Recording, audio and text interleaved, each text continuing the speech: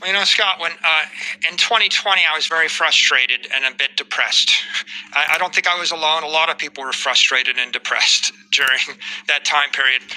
And I was, my company was worth $600 million enterprise value, and I'd worked 30 years, and I could not break through against the Microsoft, juggernaut, and I couldn't figure out how to grow it.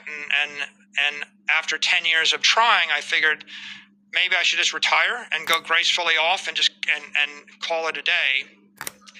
And I think, as I said, I discovered Bitcoin out of frustration and desperation. So, yes, guys, you're about to listen to the well-known Michael Saylor, the true and then a part of sad news, of sad story, of course, that he has, that many people has no idea about it, or it has not been revealed onto the market.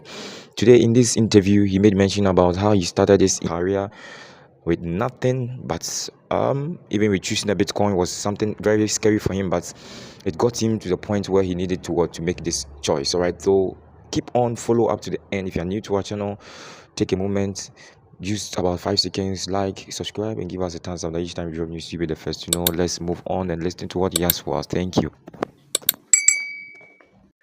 And first, it was just something to do. And then I realized it was a good technology. I went from I'll buy it because I don't have a choice to do anything else to I'm an investor, and I started thinking Bitcoin is like Facebook for money, or it's like a dominant digital monetary network, and I started becoming a tech believer in it.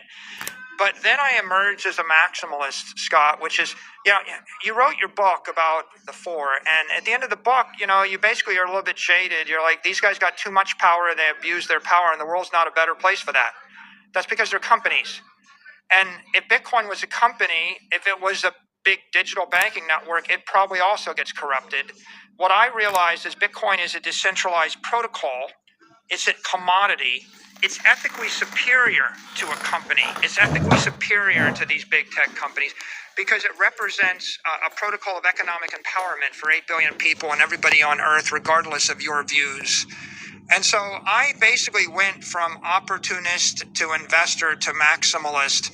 And now I'm of the opinion that the human race moves forward through clean energy, clean food, clean money. And human misery was our water was dirty, our food was dirty, we didn't have energy, we had dirty clothes, we had doctors with dirty hands and dirty instruments and the like, and we had dirty money.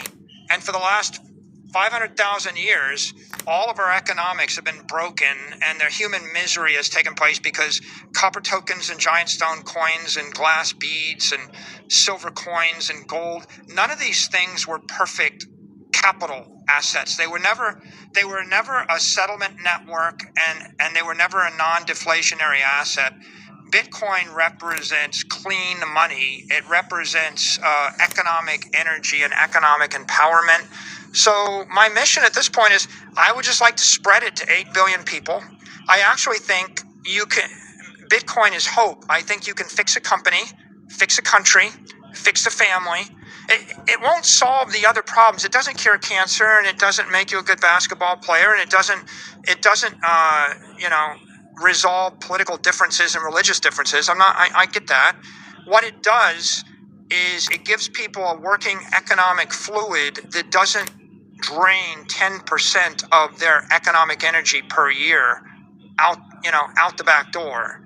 And so I'm a big advocate for digital capital in the same way that 150 years ago, maybe I could get really excited about spreading electricity to the world.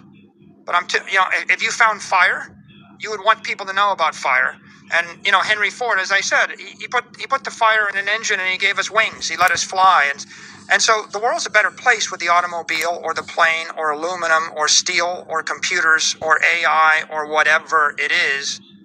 I just think the world's a better place with digital capital or clean store of value money.